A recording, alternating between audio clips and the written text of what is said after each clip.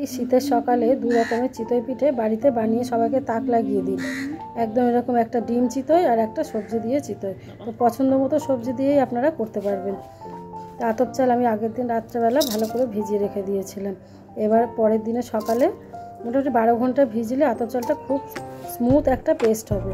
তো ওই জন্য আগের দিন রাতে ভিজিয়ে দিয়েছি। পরের দিনে এই যে সকালবেলা ভালো করে উঠে মিক্সিং একটা জারে দিয়ে আমি ব্লেন্ড করে নিচ্ছি।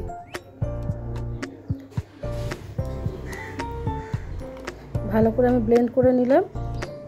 বাকি যেটা ছিল সেটাও করে নিলাম। ব্যাস, ওর মধ্যে একটু সাদা নুন আর একটু খাবার সোডা অ্যাড করলাম। এই খাবার সোডাটা অপশনাল, নাও করতে পারেন, কোনো অসুবিধা নেই। তো ভালো করে নুন দিয়ে খাবার সোডা দিয়ে ভালো করে একটু চামচ দিয়ে আমি এটাকে মেখে নিলাম।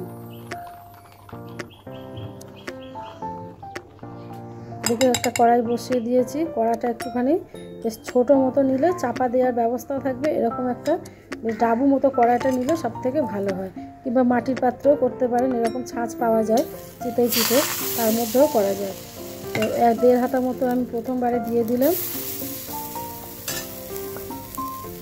আতপ চালের যে গোলাটা দিলাম, তারপর ওর উপরে দিয়ে দিলাম ধনেপাতা কুচি, আর দেবো একটুখানি গাজর কুচি। আপনারা চাইলে পছন্দ মতো সবজি, ক্যাপসিকাম কিংবা বিনস, যেরকম সবজি, মূলো এই শীতে ভালো করে গ্রেট করে দিয়ে এরকম করে দিতে পারেন। একটু দিলাম গন্ধরাজ লেবুর জেসও দিয়ে দিলাম, দিয়ে চাপা দিয়ে দিলাম।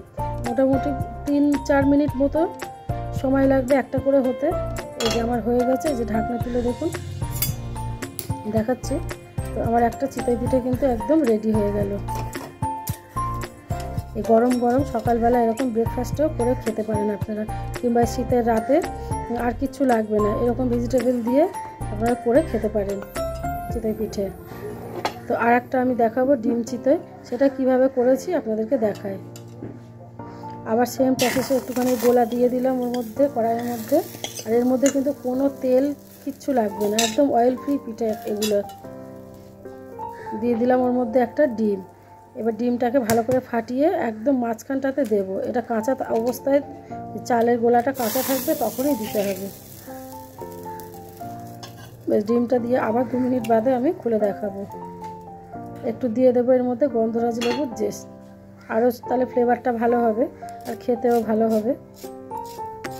যেহেতু চালের গুঁড়োর মধ্যে, এই গোলার মধ্যে নুন দেওয়া রয়েছে, তাই ডিমের মধ্যে কিন্তু আমি আর এক্সট্রা করে নুন অ্যাড করলাম না। আপনারা চাইলে নুন অ্যাড করতে পারেন।